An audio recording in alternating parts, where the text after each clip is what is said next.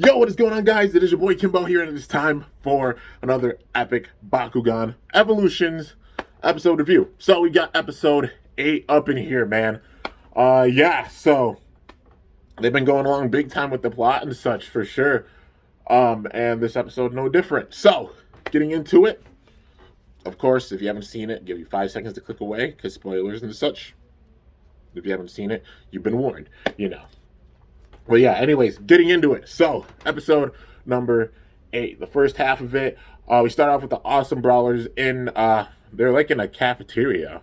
But it's actually in like Los Vomos where they're at. And while they're in the cafeteria, they're talking with Kravitz. Member of AA Animus, Kravitz. And basically Kravitz saying that while they've been gone, at the academy, there's been things going on. So they're busy on both sides, like learning stuff at the academy, and everybody getting stronger there, but then also stuff happening in Los Vamos still. And, it's definitely still a back and forth thing because they can't forget about Los Vamos, they can't forget about Vestroya and such, but they're just going between the different places now, because they all are intertwined because they're the Vestroya, everything going on. But basically, Kravitz says that there is like a new group going around and such, and they're causing some trouble. And it's just Dan and Winton that are there for this one. But so Dan and Winton go to look and see what's going on. Well, there's actually two kids that are sitting there battling. And they just have their Bakugan. They're sitting there trying to do a Bakugan brawl. And then these three other kids show up, like right before they start their brawl, and they're like, "Hold on, you bad guys! You're not gonna sit here and cause trouble for the town. We're gonna stop you." And the kids are just like, "Trouble? We're not bad guys. We're just sitting here trying to have a Bakugan brawl, And they're like, "Save it!" They weren't having any of it, so they all like roll out their Bakugan and they name themselves. So we have Master Red, Master Green, and Master Blue. And if Spin Master, if y'all are trying to get a little Easter egg by me, you ain't gonna get an Easter egg by me for sure, man. I think this is a reference to Pokemon. Because come on, red, blue, green, master, Pokemon master. Green is the girl out of the group. Come on. I think that's a little Easter egg and paying homage to Pokemon a little bit. So that's clever. But you ain't gonna get that one past me.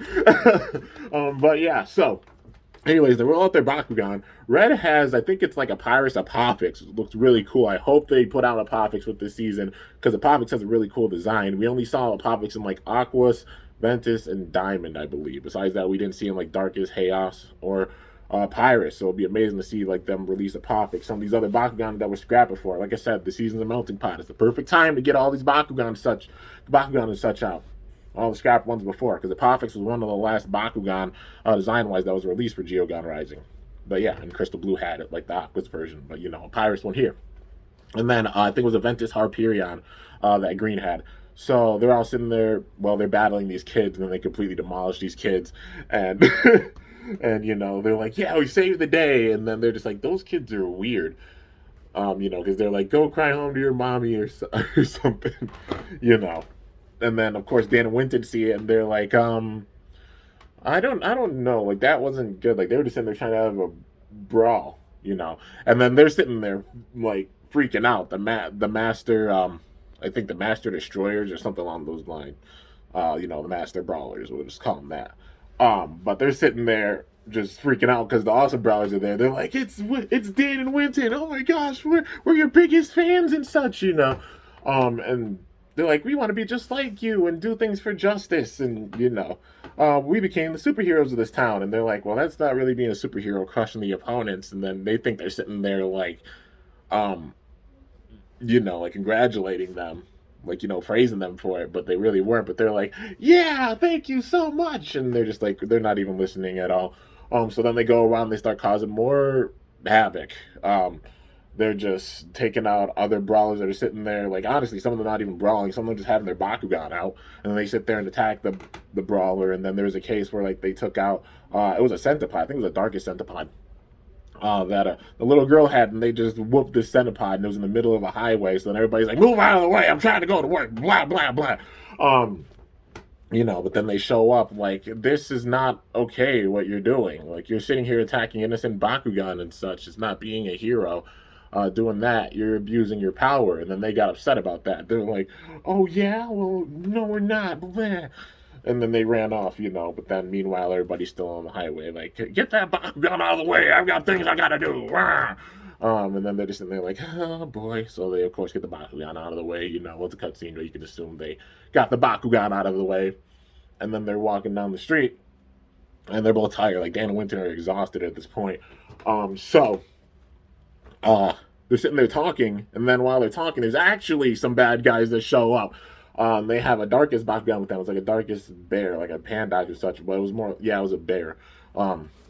Which is interesting because they have like a design for bear in the show, but bear is not an actual figure that they've made, But yeah, still. And even same thing for like Gorilla, like some other Bakugan in the show. They should really, like, if they're putting new Bakugan in the show and such, they should make a figure for them because it'll just diversify the game. You have nothing wrong with that, And also putting in the older Bakugan, like this season's a full melting pot. You can use it to the full extent with this for sure.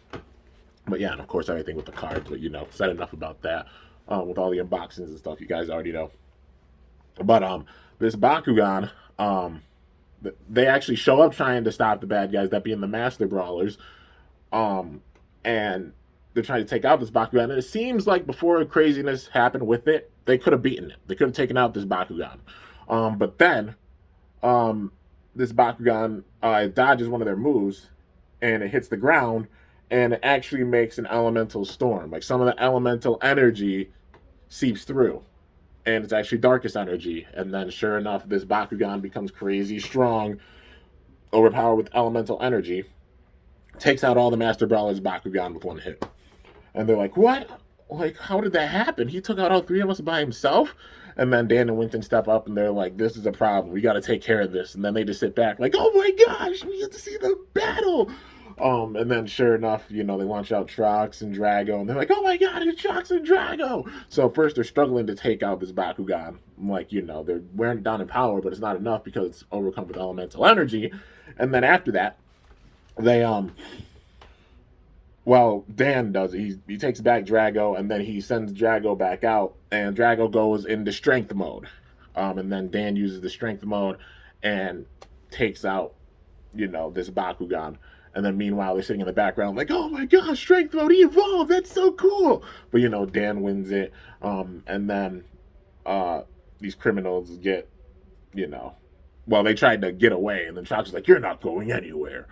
And then sure enough, they got arrested and such. Kravitz showed up and, thanked Dan and Winton. And then Dan and Winton looked at the Master Brawlers and said, do you understand things now? And they're like, yeah, we still got a long ways to go. But we're going to learn how to do that strength mode and such, just like how you do. Because we're heroes. Yeah, we're superheroes. And, it's like they learned something, but then also, like, they didn't. Because, they still might try to go and just face other brawlers that are sitting there not doing anything or just trying to have a friendly brawl, But yeah, overall, a really, really fun episode. Yeah, showing off Dan knowing like strength mode and such, and just a feel good episode because having those kids and such that are like being their big time fans and such, looking up to them and seeing them brawl and such, didn't learn much of a lesson besides it. But yeah, still a really fun episode. They got to put in some of the episodes that add like the fun tone to it and such while also developing the plot.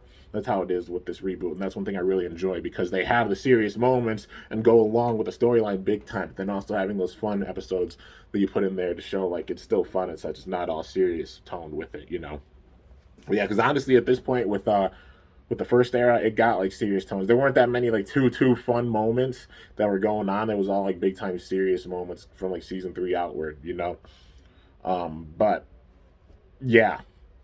Like with this reboot, they're doing it really, really well. Like expanding the plot, focusing on the big time serious threats they're going on, but still having the really fun moments and such with some of these episodes, So yeah, that's one thing I'm definitely digging for sure with the season, and it's still really, really solid thus far.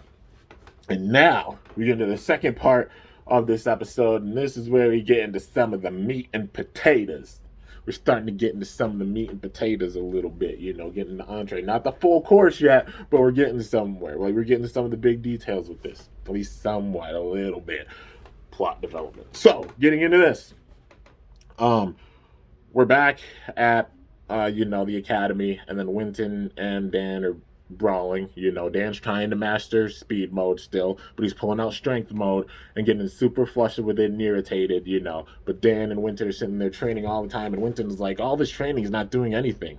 Like, sitting here for hours, and it still feels like it's not really doing anything. We're just sitting and brawling and just wasted energy. And then, sure enough, like, Dan gets to the point, like, they're just sitting there, like, continuing to brawl, and then Trox gets tired, and then Drago beats Trox, and then Trox goes down, and Winton's like, this is a bit much, don't you think? Um, and meanwhile, while they're sitting there in training, Athena's training with Leah. And even like Shun and the others are watching Dan and Winton train, and they're like, shouldn't we get some pointers from Leah? Like, we she's mastered like strength mode, but also she knows how to use speed mode. And it's a given. Like, training with Athena helped her to learn that. So why not get pointers from Leah? And then Dan just being Dan, being prideful and such. Like, Athena and Dan are literally like so similar, and that's why they butt heads so much, big time, because they're both really prideful, and Dan thinks it would just be like looking weak if he asked for help from them. That's the main thing, and he wants to try to learn it on his own. But because just the pride factor, uh, But then Athena and Leah are training, and then in the middle of that battle, Leah fully masters speed mode, even more than Athena's mastered it, honestly.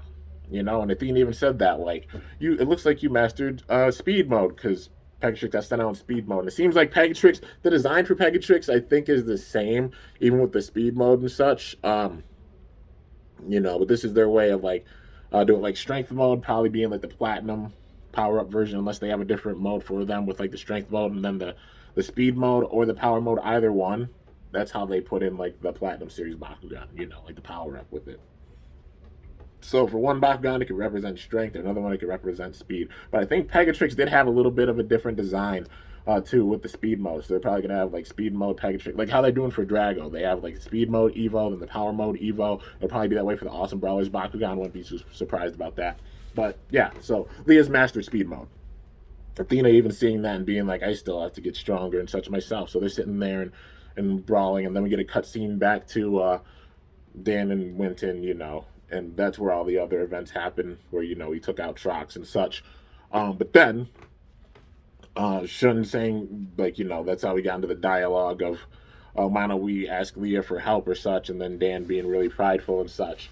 And then like Magnus is looking down seeing them train, and then Magnus just shows up. He just drops down and he's like, you've become so weak, basically, like along those lines. Like you still haven't mastered speed mode. You've fallen behind basically everybody else at this academy.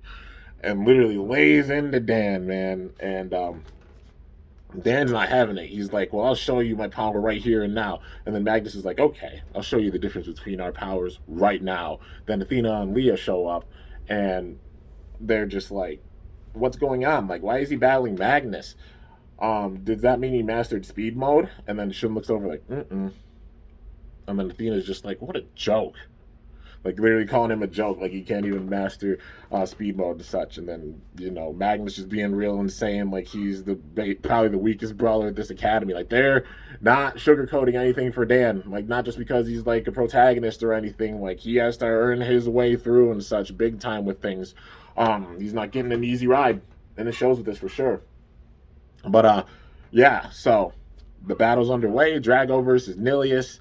Drago getting in some nice attacks right away on Nilius, but then it all switches up as soon as Magnus uses speed mode.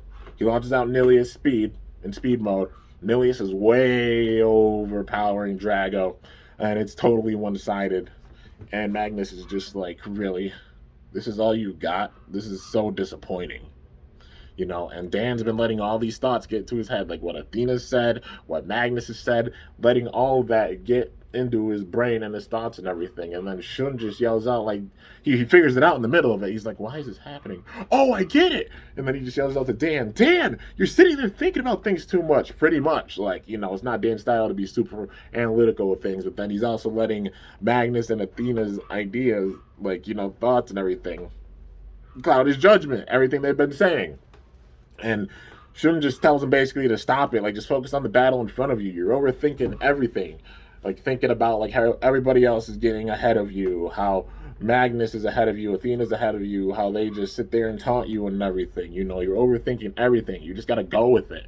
And that's what does make Dan strong, is just him just going with the flow and being himself, you know?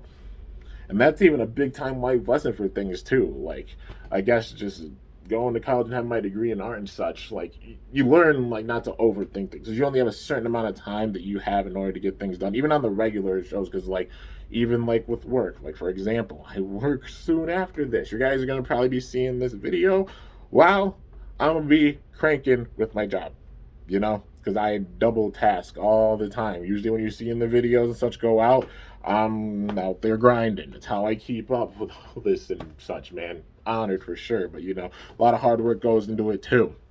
Always playing double duty, but it's always that thing of just going with the flow with it. Like even for example, like the perfect example now, making this before going, you know, working with the time I've got, making this and just going and letting my thoughts out, doing some of my own style, you know. Um, not letting other things get to, like, you know, like people having their opinions like, oh, you need more editing or this or that or such. Like I got my own style with things, man. People have their other styles, their own styles. I love editing and such, but I got the time to do so. And you see it even with like the shorts, even with some of the videos I make and such, you know. But sometimes I like going with the just straightforward, unedited kind of vlog kind of style with it. You know, it's how I just do out here. And it shows like you can go far even with it. You know, like even those points, like I don't overthink things. I just like go with the flow. Like I just really like, even when it comes to like making my skits and such for Beyblade. Also in the future I want to make Bakugan skits too. Just saying that for any Bakugan fans. I have an idea of how I do it for sure. Like I said, I think things way ahead. So even thinking these things now, you'll see it in time. But you know, even going with those, I just go with the flow. Like people are like, do you make a script or anything for it? The answer is no. I think of it all straight out of my head. Like, do I have a long-term idea and such with things? Yeah, a little bit, like a very loose long-term thing. But like some events and such, how things go down, it's just go with the flow. You know, you just start filming and see what happens and then just go with it. Don't think about it, don't overthink it, just go with it and then just put it out there, because that's how some people do their best work. I mean, that's probably how I do my best work and such, because I just go for it. You guys know how my style is, you know. And I mean, Dan has a similar kind of style. He just goes with the flow. He just goes for it. And then he gets stronger doing what he does. But, you know, just sitting there enjoying the brawl, focusing on what's right in front of him and going for it, you know? And he started to realize that. He's like, whoa, I guess I have been overthinking everything. Well, you could tell he's thinking that. Like, you know, he's just looking over at Shun while he's saying all this stuff. But at the same time, Dan, you know, he gets it. And then he sends Drago back and he's like, we can do this. And Drago's like, yeah, we've got this. So then he gets Drago back, throws him out. Elemental Core shows up, rolls out Drago, speed mode. He gets Drago speed mode and calls it right this time. It's because all the thoughts and stuff in his head were clouding his judgment and not bringing out his true potential. It shows even with the classes. Like, it doesn't just, the classes weren't there randomly, you know, like having, you know, like the Sykes class, just to think about like full strategy when taking on an opponent, that being an aspect of it. Also like the meditation class, clearing your mind. You sometimes just gotta clear your mind and just go with the flow with things, like showing everything with all these different classes, and it shows even all the elements of it with the brawls and such. Now it's how everybody else has gotten stronger, because they've been keeping on their studies and such. Dan has been stubborn up to this point, but now he's realizing things, but you know, finding his own way with it. Even with like the episode with Ajit with his teacher, it's about finding his own way, you know. And Ajit found his own way. Now it's the same thing for Dan and Drago now, and they managed to do so. And because of that, he cleared his mind, doing things the way that he does so, that Dan Kuzos does so with his own style. He was able to use speedboat. And Drago is fastest truck boy, that's for sure. He's even outspeeding Nilius with this mode. And started to overpower Nilius. And then Nilius gets dropped down to low B power. Magnus is smiling in the middle of it, you know. And then at the end of the battle, well, the end of the brawl, Magnus is like, Nilius, return. And it kind of felt like Magnus was obviously doing this to try to get Dan to master speed mode, because he knows he wants to beat him so bad that Magnus could be the only one probably that teaches him how to do it, because of his pride and such, you know. And he did so through this brawl. Magnus is smart, man. He knows what he's doing, man, for sure. He sees through everything. He sees through everything. And also, speaking of that, now we get into some of the meat and potatoes a little bit of it, you know. I'd say we're getting into the appetizers. when it comes to this season. We're getting to the appetizers now. So, after this brawl, they're sitting there and talking, and basically, Dan saying, "Yeah, we mastered speed mode. We managed to do it." And then Magnus saying, "Well, like basically being like, like good job, getting it down." And then the others are like, "You managed to do it. You did speed mode. That's great." You know. Um, but then Magnus talked to them a little bit, and he basically said, "Okay, it's over for now, but in time, we'll battle at our full power. We both will battle at our full power. Until then, for now, I'm leaving this academy." So Magnus is leaving, and they're all just like, "Huh? What?" And then Dan's like, "Magnus, why?" He walks up to Dan, and this is where things start to get spicy. He's like, "There's something going on in the underscenes of this academy, in the behind the scenes of this academy. Don't let your guard down." And then Magnus walks off, and it turns like the shadow. But in the background, we see a silhouette, somebody watching. That's somebody, you can already tell by how it's shaped. It's Marlowe Faustus. Man, I called it. I knew his ass was sketchy. I knew it. I called it some time ago, man. I'm like, just from the get-go, I'm like, I don't know. Can we really trust this man? It could be like a crazy thing of like they do a swerve with him where like, yeah, he's the big bad and such with this. Even being their main teacher and like the professor, well, like the headmaster of this academy. Like the kind of theme of corruption weighing the higher up, you don't realize it. Like the idea behind the academy and everybody else being genuine, but then like a very small circle at the top knowing some deep down crap that can't be good. And it seems like Marlowe Faustus is a part of that. And just getting those vibes, considering this man literally saw Magnus use speed mode, and then he has Wrath. One, that is Bakugan's named Wrath. Two, he figured out how to just use speed and power mode just like that by seeing the others do it. And he mainly saw it right after Magnus. And then this man knows how to use speed mode and such, and it's really powerful. And he knows how to do this right away. He knows how to use a nanogun and everything like that. When he just learned, like he saw that with Magnus, that episode, when he saw Magnus use speed mode, and then he's just sitting there like, like laughing like that. That was the point where I was starting to really go like, he's seeming sketchy, he's seeming more sketchy. At first I'm like, I don't know if we can trust this man, but then that episode right there made me feel sus about him. And then now with this, and Magnus saying that, I'm feeling extra sus about him. Mr. Marlowe Faustus has some deep down stuff, and it's probably gonna lead like, he's going to sit here and watch everybody get stronger and such with this. And then with that, he's learning all that data, seeing it firsthand from all the students and using that to his own advantage. And then it's going to be wild with things for the elemental storms and such. And yeah, we have to see how the development goes with this, but I could definitely see him doing some wicked crap. Yeah, maybe it's around the time where like the awesome brawlers become the number ones in this academy, because they're working their way up big time, and I can see them becoming possibly the number ones with this academy, even taking out some of the teachers and such. Well, I mean, they've beaten some of the teachers, with some of their lessons, and it shows their strength, but I mean, just like even the higher ups, they start to beat like their gym teacher and such, like getting through Colossus, things are going to start getting really, really wild with this season for sure, and I feel like it's a small circle of people that just know, because with Marlowe sitting in the background, there was some kind of like, what the hell are those things called? Cufflinks? I think, yeah, you have like a cufflink on right there, and it was gold. It shined gold. And I was like, oh, this is kind of spicy. It's getting sticky. In the words of No Life Shack.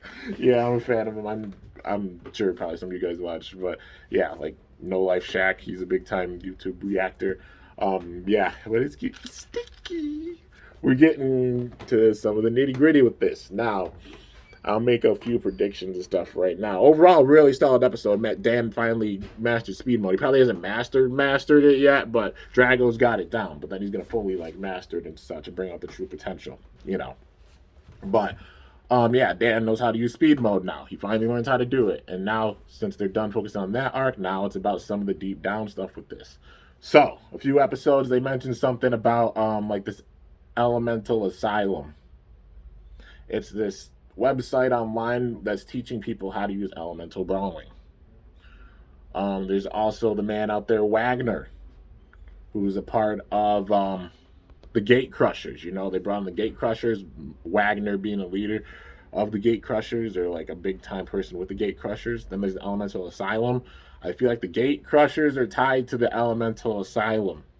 You know who else I think is tied to the Elemental Asylum? Mr. Marlowe Faustus behind the scenes.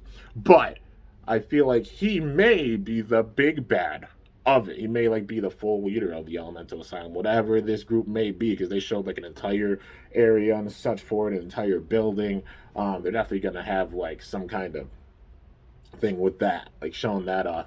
It seemed like it was in an area that's very, very dark. Maybe it's located somewhere in Darkavia, you know, like under the wraps.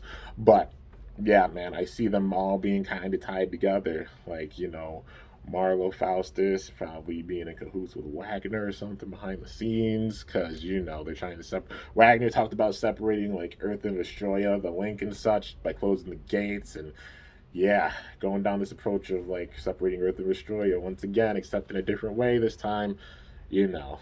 And yeah, seems like Wagner is doing like some of the dirty work, and plus the students as well, without them realizing it, because just them brawling and such, learning more about like strength mode, speed mode, the elemental storms and such, like all this stuff coming into blows. One of the characters I think is up in the air of how they're exactly doing with this is Crystal Blue. She's a rogue one. I don't know what side she'll be on, but she just kind of walked off, and you know, kind of has a hint about all this stuff going on. So I'm kind of like, I don't know, man, I don't know. But yeah, so overall, big time development with this, and just can't wait to see how things really start to go down with this, man. When crap really starts to hit the fan, oh my god, I'm all here for it, man. I can't wait to see how this is going to develop that much more, and the other Bakugan they're going to be releasing too. Because I mean, we've seen the design, well, we've seen Wrath, like the figure for it in the show. Um, really can't wait to see like how it actually looks, you know, like with the actual ball form, because I think there was like a listing for it, but then it vanished. Yeah. So it's probably gonna be a Bakugan release with a later wave. I just hope they put out some more of these other Bakugan, like even Apophix and other Bakugan we saw from previous seasons that got scrapped Bakugan for previous seasons. The perfect time to put them in. Yeah, dude. It really is the perfect time. Like I really want to see all those Bakugan they planned to put out. But you know, got scrapped with the latest waves of previous seasons, like all of them. Now's the perfect time to put them out.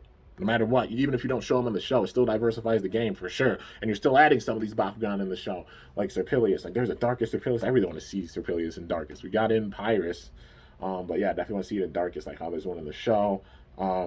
Yeah, and also Apophix, how like we got the Pyrus version in the show. Just so much stuff, man, for sure. But yeah, anyways, overall, really dug this episode. Loving to see the development for sure. Things are about to get real wild. And since Crystal Blue's here, are they gonna have like characters like Jenny Hackett, McHugh, etc., like Sophie? I don't know. You know, like any of those characters return for this season or so? That would be pretty. That would be pretty wild. Yeah, but I guess time's gonna tell. But yeah, so what is it going to be like a total of like maybe 25, 26 episodes with this total, like completely like 25, 26 episodes. So if you think about it, we're about a third of the way through, which makes sense. We're about a third of the way through. Well, not completely like a third of the way through, but like a fourth of the way almost through the year. You know, well, basically like a third of the way through the year almost.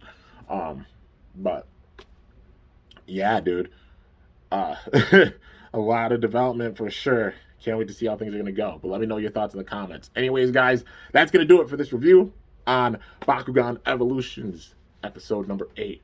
Hope y'all enjoyed. If you did, be sure to slice that like button down below. Let me know how I did. If you're new to my channel, definitely be sure to subscribe for some epic content because I upload daily. And if you haven't already, be sure to ring that bell by my channel name to be notified whenever I upload a video. Also, one of the brawlers said like, "Well, answer the call," like the call to brawl. And I thought about that. Is that like an Easter egg too? Did they say that? I think they said that with like the first era, like the call to brawl at some point. Like I don't know if that's a full Easter egg, but like yeah, so I had to caught that one. I almost forgot to say it. But yeah. I'm talking about the episode like with this. This was the master brawlers that said that. But anyways, guys, Till next time, it is your boy Kimbo signing off. See you guys later. Thanks so much for watching. Until then, stay awesome and Bakugan Brawl. I'm up out of here.